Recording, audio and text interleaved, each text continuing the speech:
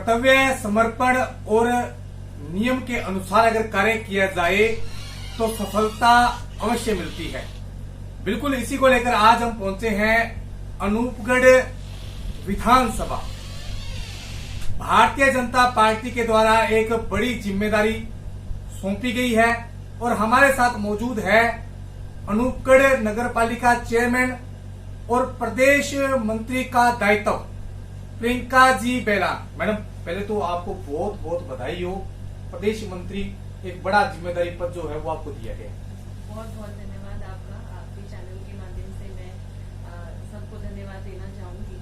और बेसिकली हमारा जो केंद्रीय नेतृत्व है और जो प्रदेश नेतृत्व है, जिन्होंने मुझ में विश्वास जताया कि मैं ये कार्य कर सकती हूँ, और सबका मैं धन्यवाद करती हूँ। मैडम, चुनाव बिल्कुल नजदीक है और एक बड़ा दायित्व आपको सौंपा गया है। किस प्रकार भारतीय जनता पार्टी जो है वो तैयारियों में जुट चुकी है इन विधानसभा चुनावों को लेकर, क्या कहेंगे इसको लेकर?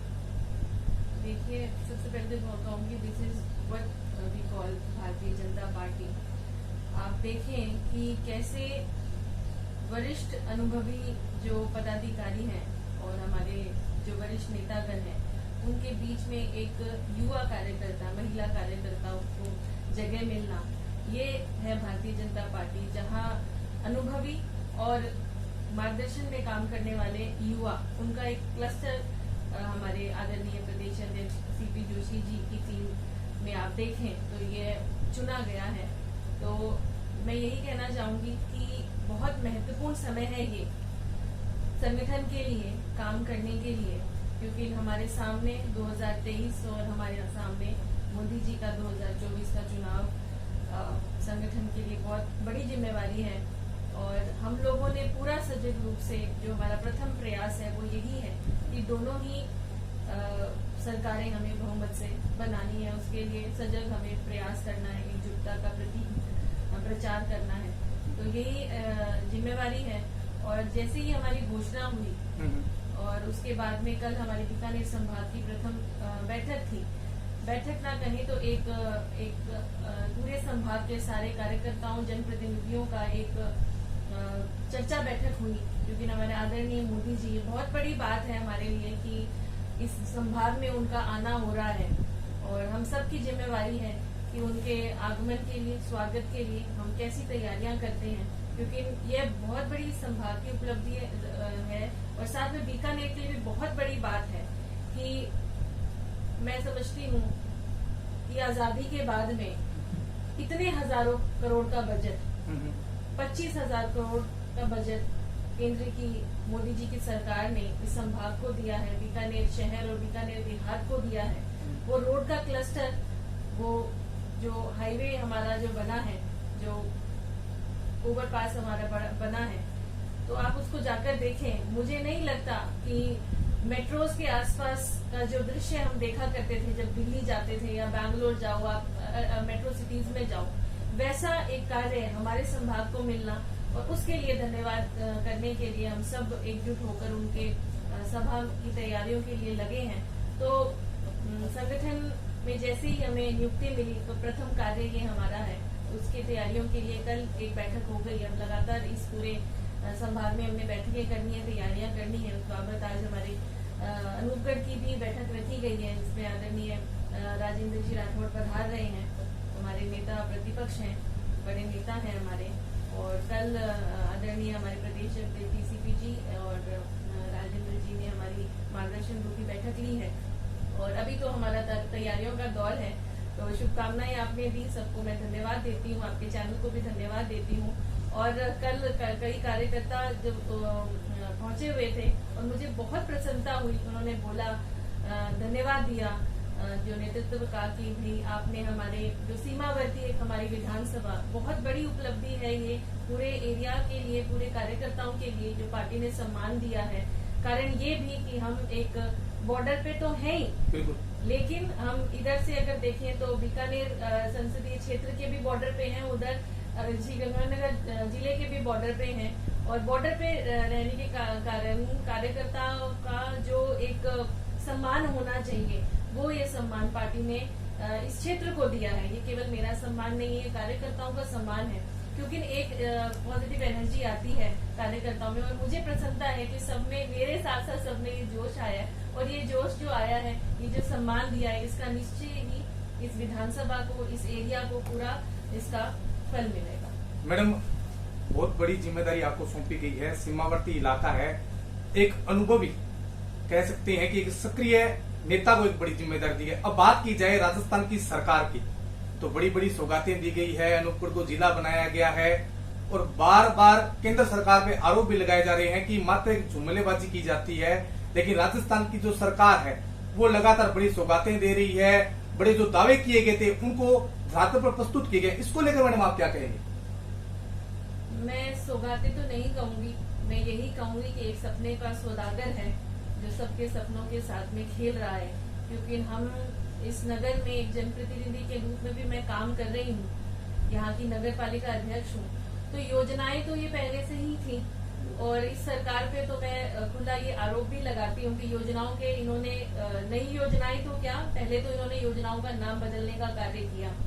जो योजनाएं भाजपा सरकार लेकर आई थी और जो नाम उन्होंने दिए थे उनको पहले इन्होंने बदलाव किया, और अब ये जो घोषणाएं हैं एक आम नागरिक को परेशान करने का ही है। जो पूरा प्रचार हो रहा है, जो ये हमारे जो कैंप्स चल रहे हैं, जो योजनाएं की अगर लाभार्थी हैं तो वो घर बैठे लाभार्थी ले रहे हैं, ये तो खाली घोषणाओं का प्रचार हो रहा है। अगर आपने कोई लाभ दिया है तो उसको घर बैठे वो लाभ मिल रहा है, और उसको पता है कि किसने दिया है, चाहे केंद्र की सरकार ने दिया है तो हम तो ऐसे डंका नहीं बजा रहे हैं। मोदी जी के जो केंद्र की सरकार है, आज हम देखते हैं कि प्रधानमंत्री आवास का पैसा हमें मिल रहा है, मैं नगर पालिका की बात कर रही हूँ, हमें स्वच्छ भारत मिशन का पैसा मिल रहा है, तो हम तो ऐसे नहीं डुगडुगी बजा रहे हैं, ना हमने ऐसे कोई कैंप्स ऑर्गेनाइज करके लोगों को बार बार याद दिलाने। जो लाभार्थी है उसको पता है कि हमें केंद्र का पैसा मिल रहा है या हमें स्टेट का पैसा मिल रहा है, और ये जो सपनों का खिलवाड़ है, युवाओं के हम बात करें तो पेपर लीक हो जाते हैं, किसान का कर्जा माफी, मैं मतलब बार बार रिपीट नहीं करना चाहूंगी, पर आप लोगों को भी पता है कि कब वो 10 दिन तो अभी तक पूरे हुए नहीं है, और उसकी उम्मीद तो किसान छोड़ ही चुका है। और ऐसे करते हुए, और मैं यही कहूंगी, और महिला उत्पीड़न, आज एक महिला हूँ, रोज अखबार में एक खबर पढ़ लेना कि छोटी बच्चियों नाबालिग भी आज सेफ नहीं है और वरिष्ठ महिलाएं भी सेफ नहीं है, तो ऐसा हमारा राजस्थान हो गया है। और मैं कहूंगी कि राजस्थान इतना अनसेफ कभी नहीं था महिलाओं के लिए, और उसको बढ़ा चढ़ाकर विधानसभा में कोई मंत्री बोले कि ये मर्दों का प्रदेश है, शर्म आती है कि हम जनप्रतिनिधि के रूप में इस राजस्थान में काम कर रहे हैं। महिला होने के नाते हम महिलाओं का प्रतिनिधित्व तो करते ही हैं, क्षेत्र का भी कर रहे हैं, और महिलाओं के प्रति कोई नेता ऐसा, विधानसभा मैं कहती हूँ जनता का, लोकतंत्र का वो मंदिर है, और वहाँ पे कोई नेता बोले तो ये ऐसी सरकार है जहाँ पे कोई भी खुश नहीं है, ना बच्चा खुश है, ना महिलाएं खुश है, ना हमारे किसान मजदूर खुश हैं। बाकी डंगा बजाए जाओ, झूठ कितना भी बोल लो वो कभी सत्य में नहीं बदल सकता है।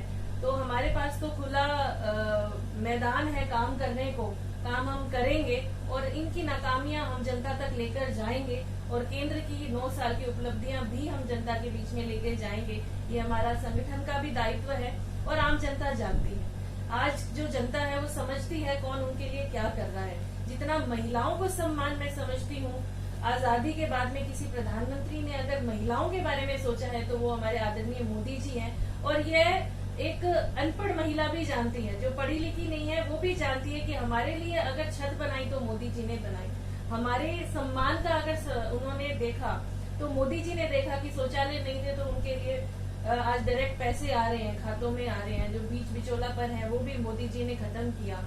और अगर आत्मनिर्भर भी बनाना है महिलाओं को तो भी मोदी जी ही कर रहे हैं। तो हमें सिर्फ और सिर्फ तो उनको एक बार, अगर मैं कहूँगी मान सम्मान के लिए जाकर अगर नमस्कार भी करेंगे कि मोदी जी का नमस्कार हम लेकर आए हैं, तो वो तो तैयार है कि उसका अभिवादन वो कैसे करेंगे। तो बस हमें तो हर एक जनता और हर नागरिक के पास में पहुंचना है, हम पहुंचेंगे, और निश्चय ही जो मोदी जी ने इस देश को स्वरूप जो दिया है और पूरे विश्व भर में जो नाम भारत ने कमाया है, वो सिर्फ और सिर्फ उनकी और उनकी टीम की बदौलत है।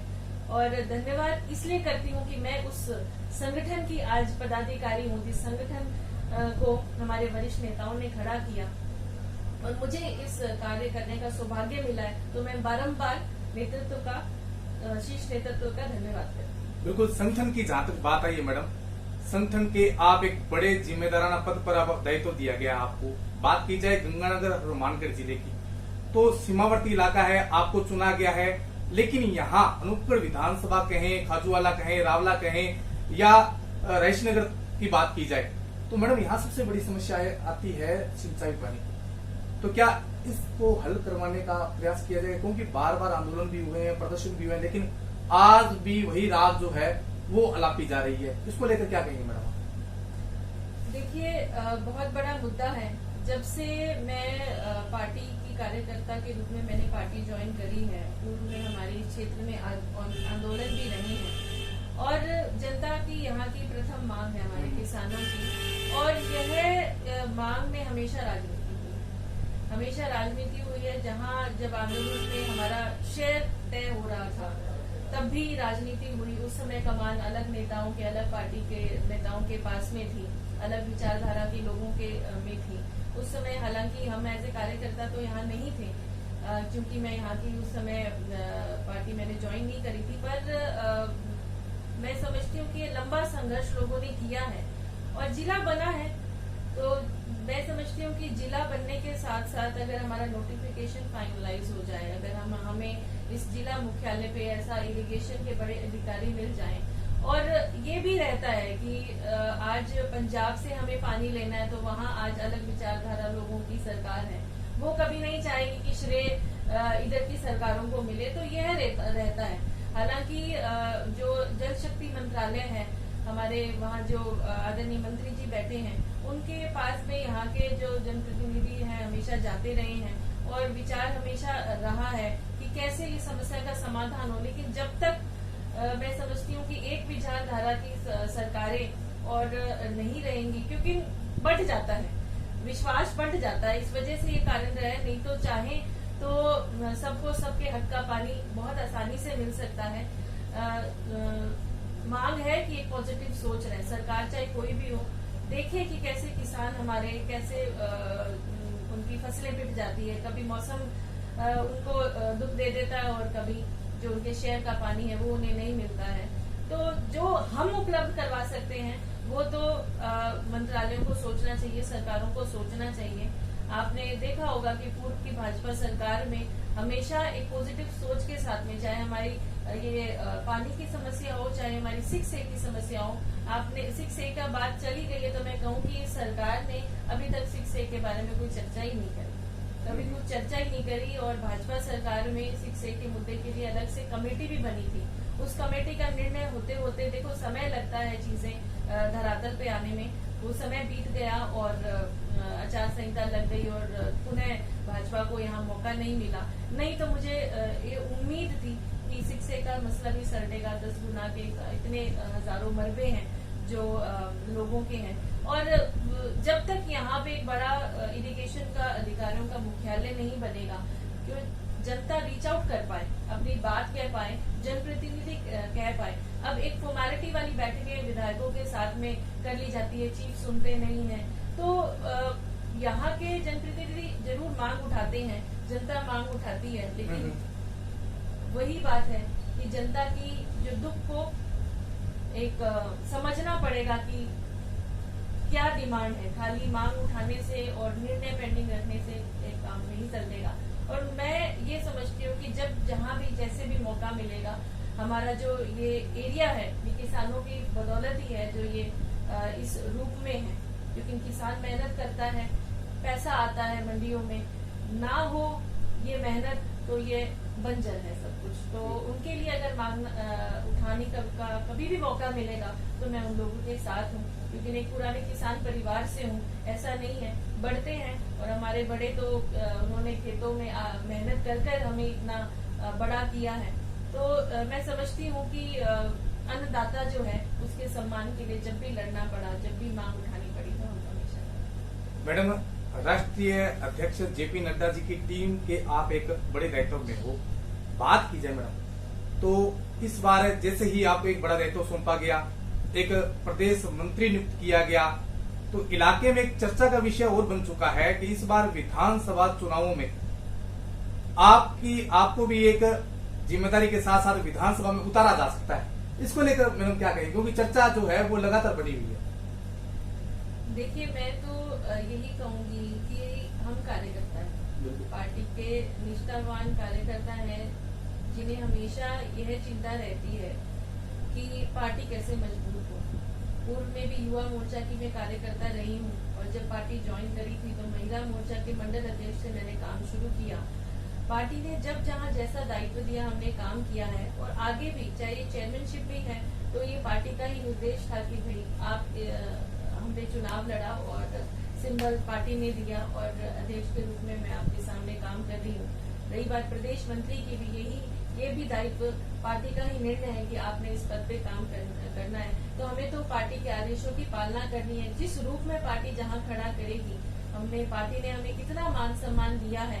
इतनी छोटी उम्र में आप देखें कि इतने युवा चेहरे को, एक महिला चेहरे को अगर पार्टी स्थान देती है तो कितना सम्मान बढ़ता है। ये मेरा सम्मान इस क्षेत्र का सम्मान है, और हमेशा पार्टी के नेतृत्व के हिसाब से जहाँ जैसे जिस रूप में पार्टी चाहेगी काम करने का जो दायित्व रहेगा, हम हमेशा कहेंगे। बाकी चर्चाएं हैं, कार्यकर्ता और जनता जैसी चर्चा करती है, और ये चर्चाएं भी पार्टी को कहीं ना कहीं एक अच्छा बेनिफिट देगी, चाहे मेरे रूप में दे, चाहे किसी कमल के फूल पे कोई भी का नाम लिखा जा सकता है। तो कार्यकर्ता अगर एकजुट रहेंगे तो जैसे भी जो होगा, हमें तो कमल को जिता। मैडम, भाजपा टिकट देकर आपको अगर यहाँ से दावेदार बनाते हैं और उसके बाद आप जीतते हैं विधानसभा चुनाव से, तो प्रथम प्रायोरिटी इलाके के लिए क्या रहेगी आपकी? ये बहुत आगे का विषय है कि प्रायोरिटी क्या रहेगी। पहले तो बात यह है कि पार्टी क्या निर्णय लेती है। हमें तो प्रथम जो हमारा काम है, पहले तो हमारी इस प्रदेश में एक कमल का फूल का सहयोग अनूपगढ़ विधानसभा से हम कर पाए, पहली तो हमारी ये उम्मीद है। और जब पार्टी दायित्व देगी तब हम जरूर आपको बताएंगे, करेंगे। अभी तो संगठन का काम करना है। मैं आगे देखो कहना चाहूँ तो जनता के बीच में मैंने काम किया, कर भी रही हूँ। कहने को मैं बहुत मुद्दे कह सकती हूँ, पर ये सही समय नहीं है और बनता भी नहीं है। हमारे यहाँ के जनप्रतिनिधि रहे हैं और जो प्रयास कर रहे हैं, ये बात की बात है। हालांकि आपने कई मुद्दे मुझसे चर्चा कर भी लिए, 2-3 मैंने आपको बता भी दिए, पर ये सही समय नहीं है। ये संगठन का काम करने का समय है। और जब आप, मुझे तब भी याद है कि आपका चैनल और आपके माध्यम से पहुंचे थे जब मैं नगर पालिका अध्यक्ष बनी थी, तो मैंने उस नाते आपको एक लंबी लिस्ट बताई थी कि मैंने जो काम करना है और मैं कर भी रही हूँ। तो जब जो दायित्व है उस समय की बात हमें करनी चाहिए। अभी हम संगठन को मजबूत करने का काम करेंगे, आगे जो दायित्व रहेगा हम जरूर चर्चा करेंगे। मैडम, अब एक बड़ा जिम्मेदारी देने के बाद एक बड़ी बैठक भी है और एक बड़ी कहें तो एक सभा, महासभा हो रही है बीकानेर संभाग क्षेत्र में। तो मैडम, 8 तारीख को होने वाली सभा को लेकर तमाम लोगों से क्या अपील करना चाहेंगे और क्या उन्हें आग्रह करना चाहेंगे? पहले तो मुझे मौका मिल रहा है आपके चैनल के माध्यम से सबको आग्रह करने का, तो ये अच्छी बात है। सही समय पे आग्रह हो रहा है, क्योंकि हमने आपको अप्रोच तो करना ही था। देखिए, हमारे आदरणीय मोदी जी जो भारत के नेता नहीं, मैं कहूँगी अब विश्व के बहुत बड़े नेता हैं, और बहुत बड़ी बात है कि हमारे संभाग में आ रहे हैं। और आप देखिएगा कि ये बहुत ऐतिहासिक एक सभा रहेगी। हम जब कल बीकानेर में थे तो कार्यकर्ता ये कह रहे थे कि हमें तो आप साधन की संख्या बता दें, क्योंकि हमारे पास बच्चे से लेकर बूढ़े तक का एक संदेश आ रहा है कि आप हमें कैसे लेकर जाएंगे। तो जनता में बहुत चार्म है कि हमारे आदरणीय नेताजी को हम कैसे स्वागत करें, और हम सबकी भी पूरी ड्यूटी है, हम तैयारियों में जुट गए हैं। और आप देखिएगा कि ये बहुत ऐतिहासिक होगी, जो ऐतिहासिक घोषणा मोदी जी ने करी है बीकानेर के लिए। और हम समझते हैं कि और भी इन कमिंग मंथ्स में हमें बहुत कुछ मिलेगा। और 25,000 करोड़ एक संभाग में, एक संभाग के कुछ विधानसभाओं को मिलना, मैं समझती हूँ बहुत बड़ी उपलब्धि है। आप आंकड़े देखें, मुझे नहीं लगता कि इतना बड़ा बजट इस एरिया को मिला होगा। तो जनता तैयार है कि उनको तो कैसे अपने नेता का सम्मान करना है, कैसे धन्यवाद करना है, और हमें बस ये तैयारियां करनी है कि उस अभिवादन को उनके समक्ष कैसे प्रस्तुत करना है, और तैयारियां हमारी शुरू हो चुकी। बिल्कुल, ये थे हमारे साथ अनूपगढ़ नगर पालिका चेयरमैन और प्रदेश भारतीय जनता पार्टी मंत्री पद का दायित्व जो सौंपा गया है प्रियंका जी बेरा। 8 तारीख को होने वाली सभा को लेकर तमाम जो तैयारियां हैं वो जुड़ चुके हैं अंतिम, और लोगों से अपील की जा रही है कि आप इस महारैली के अंदर, महासभा के अंदर ज्यादा से ज्यादा संख्या में पहुंचे और केंद्र सरकार की जो जन कल्याणकारी योजनाएं हैं उनको देखे, परखे और सुने। मैं मेरे सहयोगी साथी गोविंद पवार जी के साथ विकास पारिक, डीपीके न्यूज,